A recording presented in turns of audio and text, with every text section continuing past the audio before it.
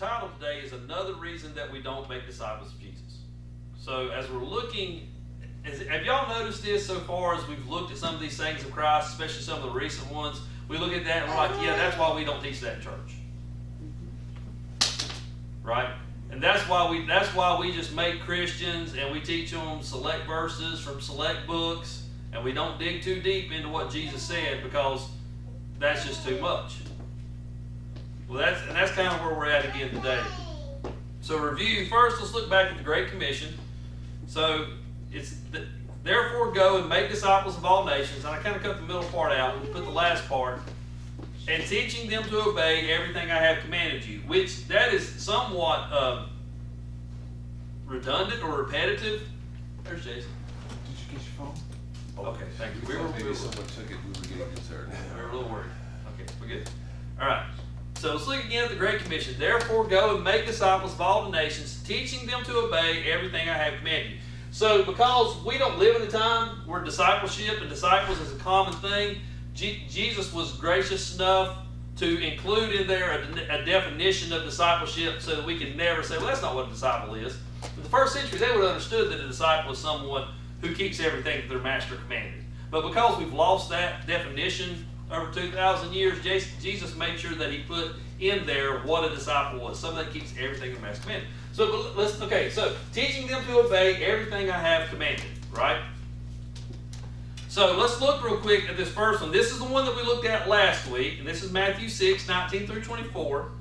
Actually, we looked for a couple weeks. Do not store up for yourselves treasures on earth. Is that a command? Yes. Yes, that is a command. Now, Great Commission is what? Obey everything he commanded. Right. So, are we required to keep that command? Yes. Yes, we are. Right? That's not optional. Right. And one of the things, this is why we go back and we have our 4 principles of discipleship. One of the things we realize is that Jesus' commands aren't just given because he wants to give commands. These are his instructions, right, to be conformed to his image so that we are reconformed to the image of God that originally created me so that we might bring God the glory he's due, right? So these are not just frivolous commands. These are not optional commands. This is a command to be kept, right?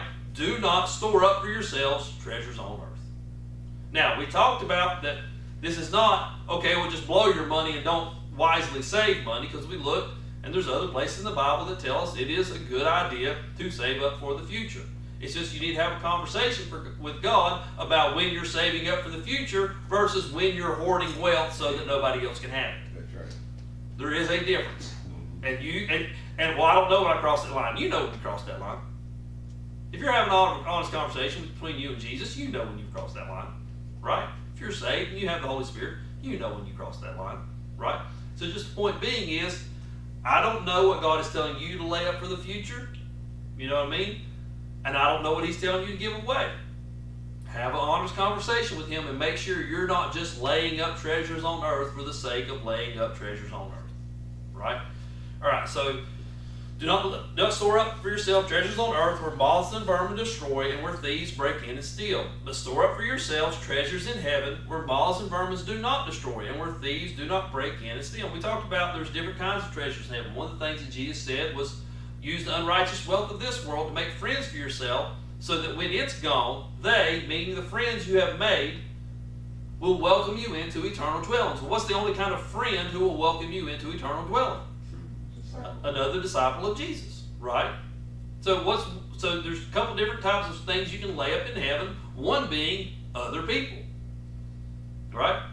Now we talked about from looking at the parable of the minas that there is going to be different levels of reward and authority given in heaven. That's another thing you can lay up for yourself in heaven, right? All right, so where your treasure is, there your heart will be also. And so you can tell what you really care about because where you laying up treasure at. Do you care about laying up treasure on earth, or do you care about laying up treasure in heaven? And you can tell by the way your eyes and your heart filter what you see. The eye is the lamp of the body. If your eyes are healthy, your whole body will be full of light. But if your eyes are unhealthy, your whole body will be full of darkness. If then the light within you is darkness, how great is that darkness? So we talked about that. Two people can see the same thing, right? But how your mind filters what you see affects your emotions, affects your insights, right? We talked about, we can see somebody who has something, and we can say, good for them. I'm glad they have something. Or as, man, they got something, I got to have something nicer. Same thing was seen by two different people, the difference being how their mind filtered what they saw. That's Right? So we're going to, just because you see other people have nice stuff, if you always got to have nicer stuff because you see people having nice stuff, you need to ask yourself, that's darkness inside. Right? All right. So, and then we look at this when it says, no one can serve two masters. Either you will hate the one and love the other, or you will be devoted to the one and despise the other. You cannot serve both God and money.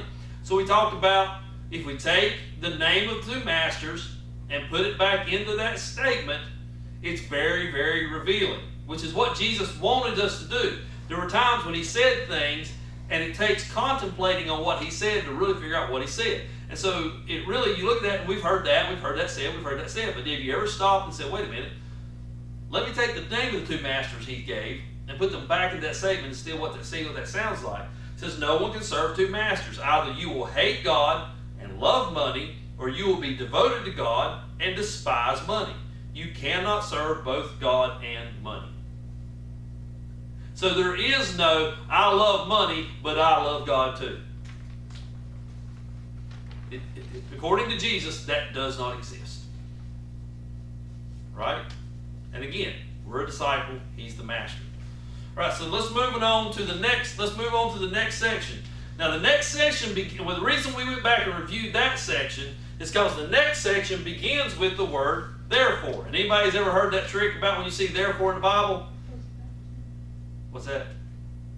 It means it relates to what previous. Yeah, there's a little saying. Therefore is there for a reason. Yeah, if you ever see a therefore, ask what the therefore is there for. Right? And what it is what you said is, if there's a therefore, it's saying this next section is related back to the section before. In other words, anytime you see a therefore, that's in the middle of a statement. You can never take a therefore and everything thereafter as a statement. You have to go back and see what's before the therefore. Therefore is always in the middle of a something. This, therefore, this. Right? That's very important when you read the Bible, because you can really mess up if you start with a therefore. Right? Alright, so therefore, in light of what has just been said about not laying up treasures on earth, about you cannot love both God and money, therefore I tell you, do not worry about your life. Is that a command? That is a command. As a disciple of Jesus, we have to do what? Keep that command. Not as a disciple maker, I have to do what also? I have to teach other people to do it. Now, let's stop right here. Let's really just stop right here. Therefore, I tell you, do not worry about your life. That was kind of rough, ain't it? Yeah, because we're worrying, we're hypocritical to tell other people that Jesus tells them not to worry. Right. In our modern society and where we're at in our culture, do we really know what to do with that command? No idea. Right, and Daryl's right. No idea. So we're going to take a couple minutes here and we're going to discuss. Now, we're going to talk about our specific culture, right? Because cultures are different, you know. We grew up in the inner city. If we grew up in the poor South, you know, things would be different depending on where we're at. But we grew up in a certain culture that certain things happened in, right?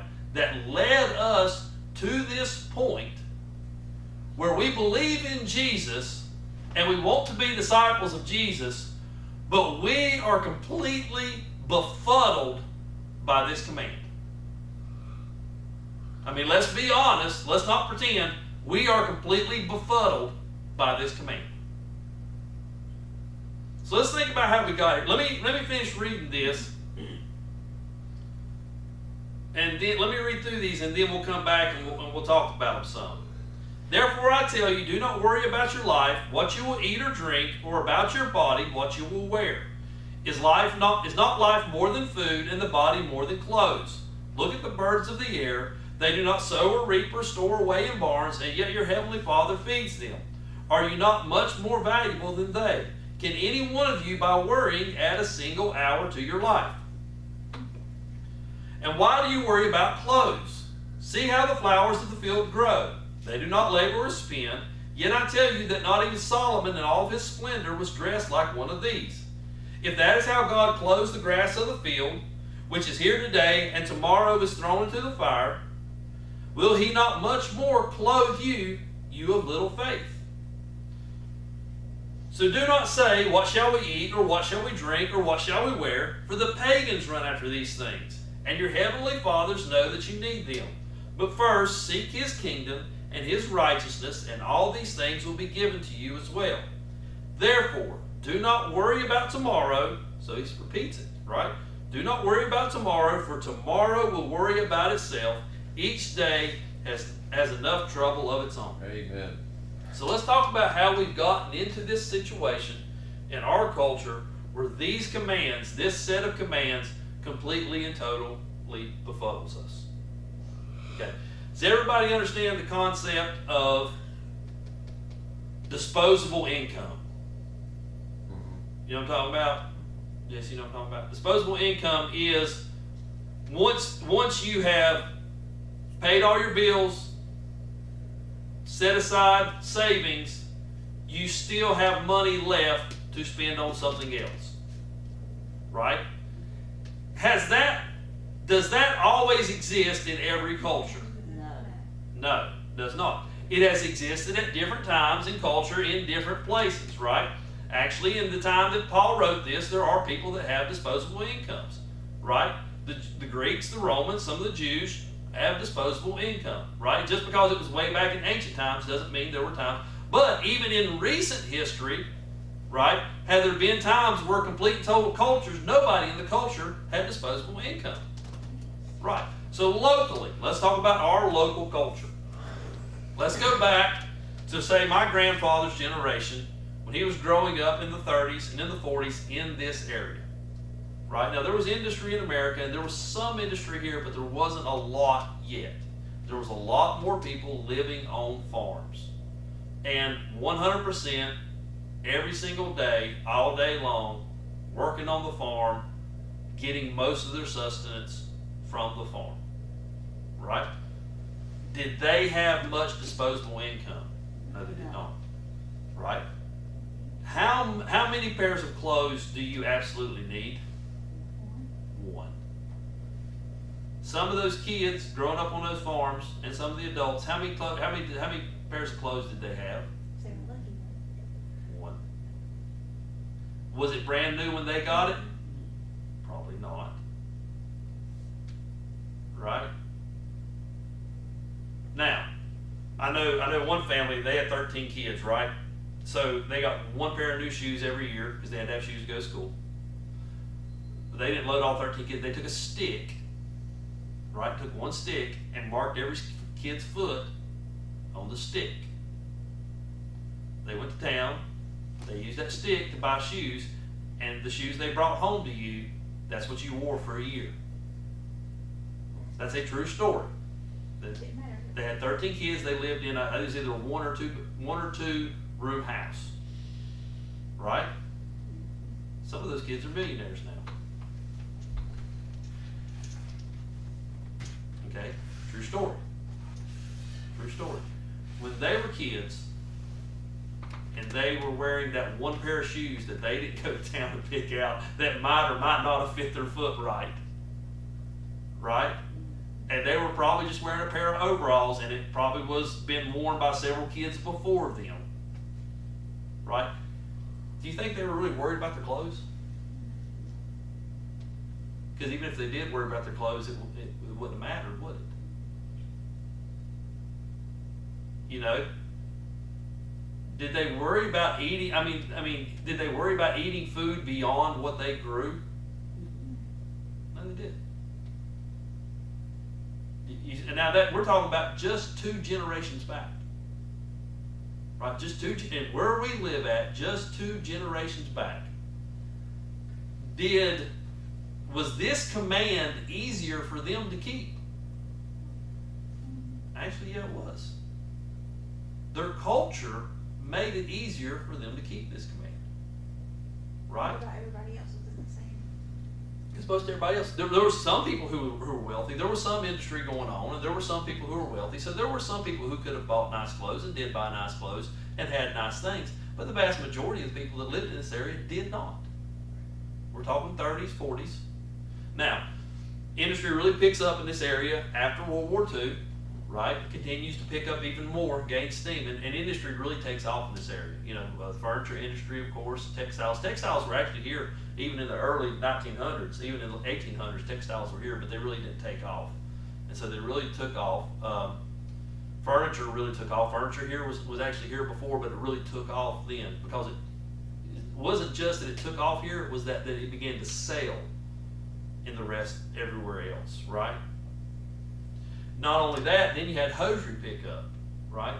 So a lot of men who have gone off to World War II or gone off to Korea, before they went to World War II and went to Korea, they worked on a farm, right? Their whole life, that's what they did, right? They came back and the industry started picking up, they got a job, right? They got a job and now they were making money and they were still farming on the side, but now they could buy like tractors.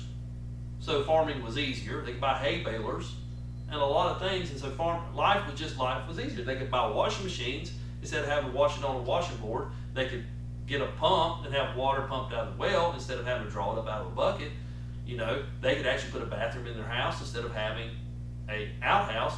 The hosier mills came in, so not only could the men work, the women could work. So sometimes you went from, and very quickly you would go from sustenance farming to a 2-income house. Right? And so they made a lot of money very, very fast. And there was nothing wrong with what they were doing. I'm not saying any of this was wrong. There was nothing wrong with what they were doing. Okay? But it very, very, very quickly, in a couple of generations, went from you wouldn't have worried a thing about the clothes you wear because that's all you had, to my generation. My generation, and I remember it distinctly, and Jason probably remembers it distinctly, the rest of y'all are a little bit older, the 80s going into the 90s, right? Especially really starting in the 80s. Not only was it that you had to have clothes, your clothes had to say a certain thing on them. Right? You had to have a certain kind of shoe with a certain name on the side of it. And you're talking about, and you couldn't wear the same thing over and over, so you had to have multiple pairs of clothes. You see what I mean? Now, because industry took off very, very fast in our area, we went very quickly from one thing to the other. We didn't have a lot of time to really adjust and think about what was happening. Right?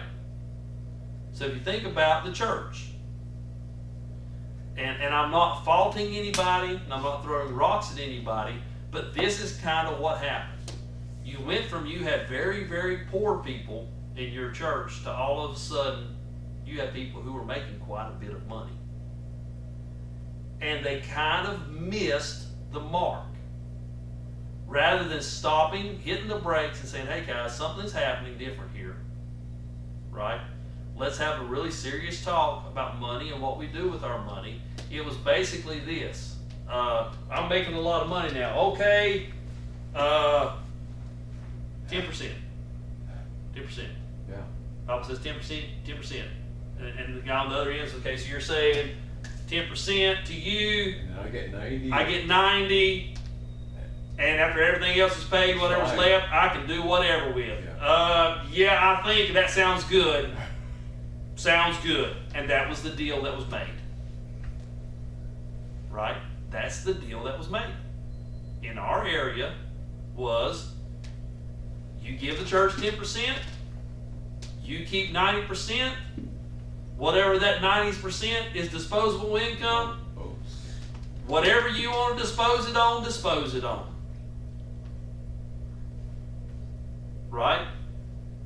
Which has some scriptural basis, but doesn't really cut into the teachings of Jesus. That's the key. Right. And that's the difference between a Christian and a disciple of Jesus. A Christian looks at it and says, you know, something phenomenal is going on here. Right? Something phenomenal with money is going on here at that point in time. It's not really happening now as much as it used to. Something phenomenal is going on with money here. Maybe there's something other than 10%. Maybe there's something other, whereas disciples of Jesus, we realize what's going on and we get together and we do something phenomenal with this money for the Lord. Do you see what I'm saying? But it was missed. The deal was cut for 10%. That's what the deal was, and that's what the deal was. Right? And at a certain point, if anybody wanted, even if they began to get an inkling of, hey, maybe something different should be going on here, imagine standing up in church and saying, hey, you know, we cut this deal for 10%. I don't know that that was the right deal. How well do you think that would have gone over? Oh, pastors are paid well. The buildings, they built Yeah, fellowship halls, gymnasiums. Yeah, I don't know if you noticed, if you really look, most of the really nice church buildings were built 60s, 70s, 80s. Sure. It's really nice ones, late 70s, 80s. Oh, yeah.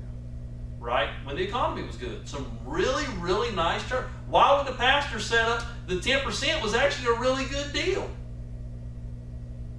You know, the 10% was a really good deal. Why would he stand up and question that deal? Right? Just because Jesus said, hey, be a little more mindful of what you're spending your money on. Pastor, I mean, he's not going to risk the deal. Right? And so what happened was that went on for so long, right? That went on for so long that now we're not really even sure what the deal should be. Oh, dear. Do you see what I'm saying? Okay, because I'm not standing here telling you what the deal should be today. I'm telling you that we need to put some thought into what the deal is supposed to be. Beyond 10%, and that's the deal. Now, here's the thing. I'm not telling you necessarily have to give beyond 10%. Because your income might be 10% best you got. Yeah. Might be less than 10% what's best you got. But I know historically in this area there were times when more than 10% was the best that some people had. Right? Now here's what became the problem. Here's what became the problem. Like I said, I ain't gonna go too long today. Because we're gonna come back to this next week. I'm kind of want to give y'all to think about this. Y'all go home and think about this, and I'm trying to set the stage for you to think about what happened in our local culture, right?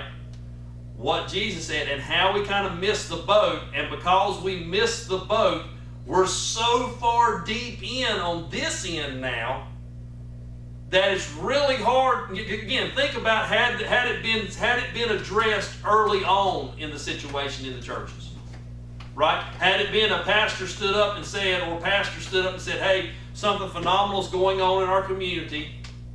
A lot of money is being made very, very quickly. We have the opportunity to do something truly phenomenal with the amount of money that's being made. You know, I'm not telling you have to give beyond 10%, but let's have an honest conversation about what could be done with some of this disposable income that's floating around. Think about if it had been said back then. But now we're so used to the deal that was made that anything outside the deal is very, very uncomfortable to us. Right? You see, you get what I'm saying? You understand what I'm saying? Right. They didn't have the discipleship grid. Right. Last Sunday was excellent on Monday, and I thought about it this week, and when you see it from the Christ-honoring perspective, he's calling it treasure in heaven, that where you're guaranteed that treasure, but the treasure on earth, thieves are gonna take, it's gonna corrupt. We win because we're of so much more value, so that he even uses the principle of value in this context. So, I thought about, like, even as you're talking, the Miller Homestead in eastern Tennessee was an illustration of that. If you've ever been there at Rome's Mountain State Park, most beautiful farm, most beautiful location, but the change occurred and they didn't want to continue the family farm after generation and generation of Christians. And now people in this crazy lifestyle, they go back there and think, oh, this is how we have to live. Right. They missed the boat because they didn't have the discipleship perspective. Right. Yet neither is this saying we need to go back and live an Amish lifestyle. No. That's not what it's saying either. But It's not saying we need to go back and dress like Amish people. But there needs to be a plan because the economy does this. Right. Yes. What it needs to be is, what I'm saying is it needs to be is we need to recognize that when it comes to money, being a disciple of Jesus isn't as cut and dried as 10%. Oh. Now, that may be what it is, and that may be what it turns out to be. And I'm not begrudging that in any way. I'm saying that when you look at our culture, there was a point in time when, for some people, it probably should have been more than 10%. Sure. Right? Now, the other side of that is there were plenty of people who were not really believers, who bought in on the deal. And because they were bought in on the deal, they were left alone when they should have been confronted. Because everybody was sure to something. Right. So they did discern. Right. Because why were they left alone? Because they were playing by the rules. They're given 10%. And They're everyone's playing by the rules. beautiful buildings, Right. If we don't want to buses. we don't want to confront them, they might stop giving. Yeah. You know what I mean? They make a lot of money and they regularly give their 10%. We don't want to confront them about this, that, or the other thing in their life. When we really held up the giving 10% as the proof of whether or not you're a good believer or not. Right? And so we were letting some people slide by because they were given 10%. And we were condemning other people because they were struggling to give 10%. And again, I'm not saying 10% is a bad number. I'm just saying that we oversimplified something to the point that when we read Jesus' words, we're completely and totally confused about what to do with money. Right. But you brought in last week the great challenge to make friends by means of unrighteous Right. money, so that they will receive you into everlasting habitations. But that's the perspective when we see that. And see, what has helped me to see is the biblical framework of discipleship. So years ago, as a senior in high school, in a public high school, I was taking an advanced course in history, and one of the books I read was Uncle Tom's Cabin, and I read about a southern girl named Evangeline. And her mother was a Christian, so-called, and she said, listen, I'm going to give you this expensive piece of jewelry that I wore at my coming out when I was like, and she said, I could have that. She said, oh, I made a smash and they'll love it. She goes, oh, but can I use it for whatever I want? She says, what would you want to use it for? Well, I want to take it and sell it so I could teach our slaves to read so they could read the Bible. Right. And she was concerned of their souls. Right. And she wanted to use 100% of it. Right. I thought, if I ever have a daughter, I'm going to name her Evangeline. We had a daughter, and I named her Evangeline. And I think, because think about that. Think about had we set true discipleship in front of people during that time, Right. and we said, hey, thanks for the 10%, and we greatly appreciate the 10%. Right. But if you have disposable income, you might want to think about using the unrighteous wealth of this world to make friends for yourself so that when it's gone, they'll welcome you into paradise. You know, think about had we set that in front of people. And think about had we said, hey, you know, the building's nice, but do we really need the building? Or would it be better to plant a church here, plant a church there, reach these people here, reach these people there? You know, think about, and I'm just saying this, think about what happened was our culture, we got very, very rich, very, very fast in this area, and the church, because it was given this deal of all we need from you is 10%, you're allowed to do with the rest whatever you want to do, the people bought into materialism. And the materialism was blessed by the church. I know because I grew up in it. I'm well aware of that fact, that I grew up in a church where as long as you gave your 10%, however materialistic you were after that was perfectly fine. Right? And that shouldn't be. Because when we gave our 10% and then after that we're worried about what our shoes say and what our shirt says, more than we are worried about whether or not people are disciples of Jesus, something is wrong. When we are specifically breaking this command of Jesus not to worry about what you're wearing, when that's all we worried about. You see what I'm saying? Now again, I'm not saying go back to dressing like an Amish person. No. I have a nice shirt on today. I have nice pants on. I have nice shoes on today. Right? Because it's socially appropriate for you to dress a certain way. Right? Dressing in a socially inappropriate way doesn't do you any good either. Right? It's not going to help you make disciples either. You see what I'm saying? You come in, dress like you're Amish, unless you live in one of those hipster places where they dress like they're Amish, right? You come in dressed like you're Amish, it's not going to help you make disciples either, right? You see what I mean? But, so there is a socially appropriate level of dress that you do need to dress to. But, beyond that, we can get very caught up in our, well, my shirt's got to say this, my pants got to say that, my shoes got to say this. Now, I think it's actually gone down a little bit. I don't think it's as bad as it was in like the 80s, 90s. It was very, very bad in the late 80s, early 90s. I remember that. And I think that was really the height of it. Yeah.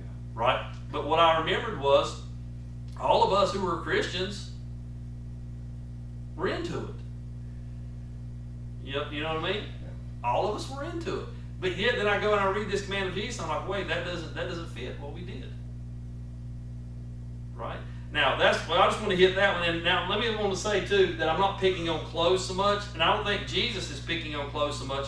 I think clothes is just a really good example that he uses because it's a very visual example, right? We all can visualize when somebody they live for what they wear and how they look out in public, and they live for that, right? There's other versions of that, too. Right. You know, it could be things you never see. It could be, multi-thousands dollars worth of hunting stuff that you never see because it's camouflaged. That's their identity. Lord's cabinet. Yeah. But they get their identity in their clothes, and Right. their image, in their hunting, in their hobby. But if we really had our identity in Christ, because we're following Him and finding our worth there and laying up treasure there, everything else falls in place. Like He said, all these things that you stop even seeking after, it'll be Right. given to you. Right. And see, that's the one we have a problem with. We're like, how's that going to work out? It's because we don't have Okay. that kind of faith and priority. Right, because it's a different deal than the deal we've been given. Yeah. So we're going to close up with this on this one. And we're going to come back to this next week. So I will invite you. I realize how confusing this command is. Okay? That's why I'm openly stating it. I realize how confusing this command is because of the culture we have grown up in. Right? I'm saying, take some time. Don't get carried away and come in here next week like you're Amish, just like you're Amish. Right? But take some time, go back and read this, and I want to just set the stage of how we got here culturally. I think we've talked about it enough that you all understand how that happened, right? And it's not a bad thing that people made money. It's not a bad thing, okay? But go back and look and then read this and start thinking about, if I wasn't aware of the deal, right? If I wasn't aware of the deal that our culture has sold over the last several decades, if I wasn't aware of that, and I just read this as a disciple of Jesus for the first time, right? What changes would I make? Right? You see what I'm saying? Okay, so you got a week. You got a week on that one. All right? You got a week on that one. Let's close in prayer, and then we'll close the song.